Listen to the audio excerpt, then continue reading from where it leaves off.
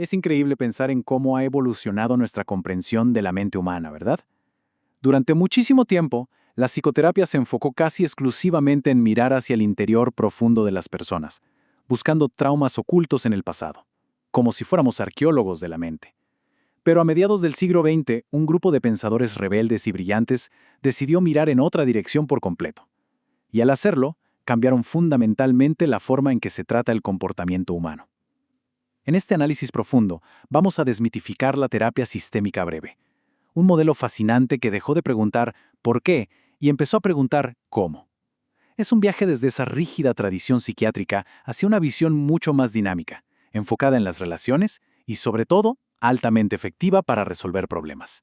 Bueno, entremos de lleno en esto con una de las frases más provocadoras de Paul Watzlawick, uno de los grandes exponentes de este movimiento. Llevar una vida amargada lo puede cualquiera, pero amargarse la vida a propósito es un arte que se aprende.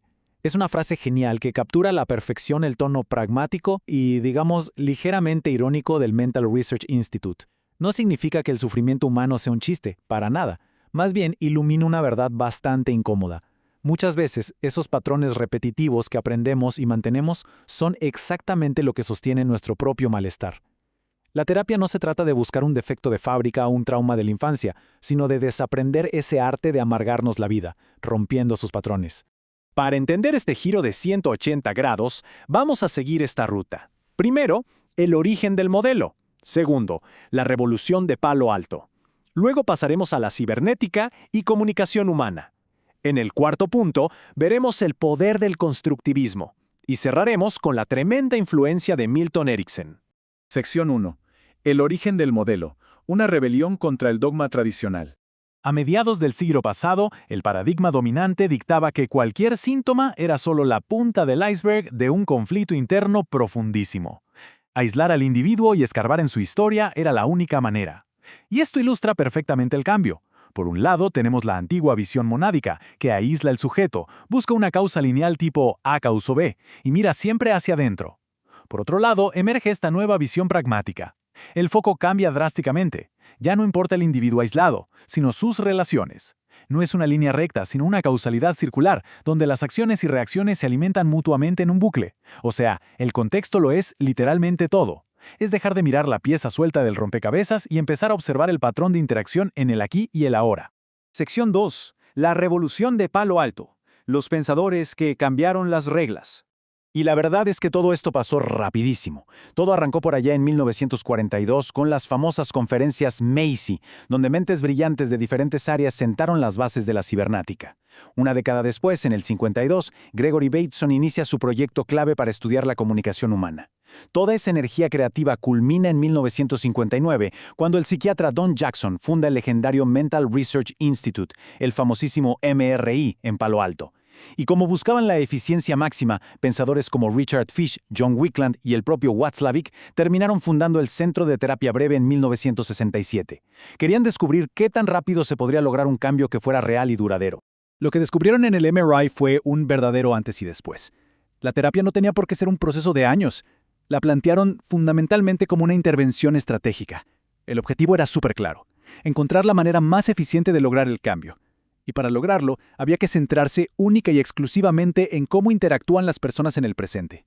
El razonamiento era este: si un problema persiste, es porque las soluciones que se están intentando aplicar son de hecho las que mantienen el problema con vida.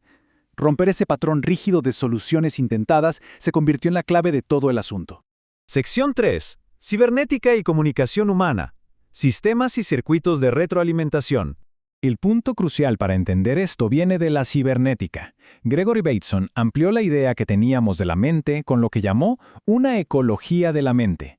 Y usaba una analogía buenísima. Imaginemos a un hombre cortando un árbol con un hacha. Si queremos entender lo que está pasando, no sirve de nada analizar solo el brazo del hombre, ¿cierto? El brazo afecta el hacha afecta al árbol, y el impacto en el árbol envía una retroalimentación visual y física de vuelta al hombre, que entonces ajusta su siguiente golpe. Todo el conjunto funciona como una única unidad interconectada. Así que el comportamiento humano, sencillamente, no se puede entender fuera de su entorno y de sus relaciones. Llevando esto a la vida real y a las familias, Don Jackson introdujo algo llamado la regla de la homeostasis. Él notó que las familias funcionan como sistemas que buscan mantener su equilibrio para sobrevivir.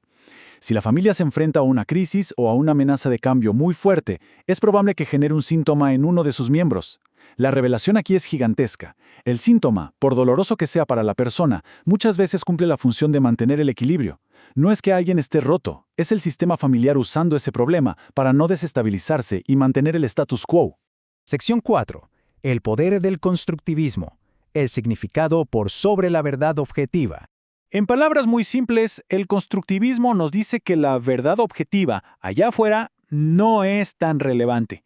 Sencillamente porque no podemos acceder a ella de forma directa. Nosotros somos participantes activos de nuestra propia experiencia.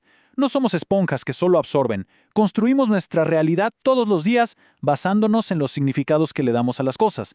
Esto es importantísimo porque significa que nuestro sufrimiento no viene directamente de los eventos que nos pasan, sino de esa construcción mental y del significado tan rígido que a veces le ponemos a esos eventos. Ahora, lo verdaderamente interesante es cómo Watzlawick separó esta idea en dos niveles para poder trabajar en terapia. Tienes la realidad de primer orden, que son los hechos puros y duros, cosas observables por cualquiera, como perder un trabajo. Eso es innegable. Pero luego tienes la realidad de segundo orden. Ese es el significado subjetivo.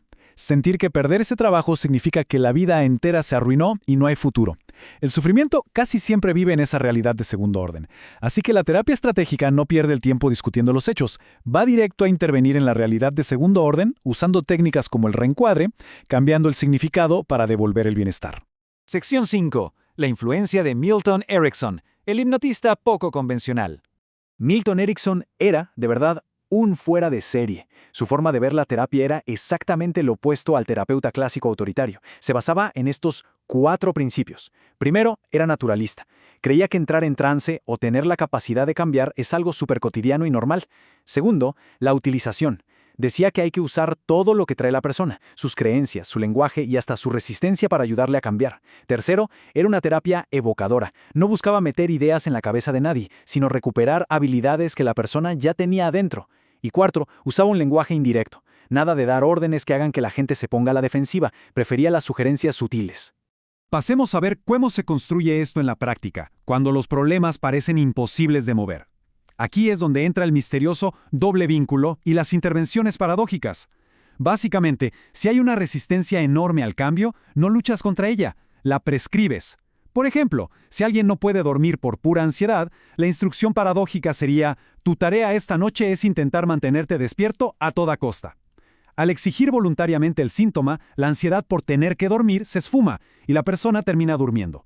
Al prescribir la resistencia, se rompe ese patrón rígido desde adentro. Es brillante. Si avanzamos hasta el día de hoy, toda esta revolución de Palo Alto se ha mezclado con nuevas filosofías para crear algo muy completo. Hoy, hablar de terapia sistémica breve es hablar de una integración súper elegante. Toma esa estrategia astuta original del MRI, le suma todo el optimismo y enfoque hacia el futuro de la terapia centrada en soluciones y le agrega el poder de reconstruir nuestra identidad que tiene la terapia narrativa. Juntas, arman un abanico de herramientas muy respetuosas pero directas al grano, pensadas para devolvernos el control de manera rápida. Lo cual nos deja con una reflexión súper profunda para cerrar esta revisión. Este paradigma nos enseña que nadie está condenado por un diagnóstico de por vida ni marcado para siempre por el pasado. Si el malestar es algo que sostenemos en gran parte por cómo construimos nuestra realidad todos los días y por esos patrones de interacción que repetimos en automático, eso significa que tenemos un inmenso poder transformador en nuestras propias manos. Si se cambia la acción, cambia todo el sistema. Si se altera el significado, cambia la realidad entera. Así que la gran pregunta es esta: ¿qué nueva realidad es posible construir hoy mismo para de una vez por todas romper el ciclo? Ojalá esta perspectiva les resulte tan fascinante y reveladora como nos parece a nosotros. Hasta la próxima exploración.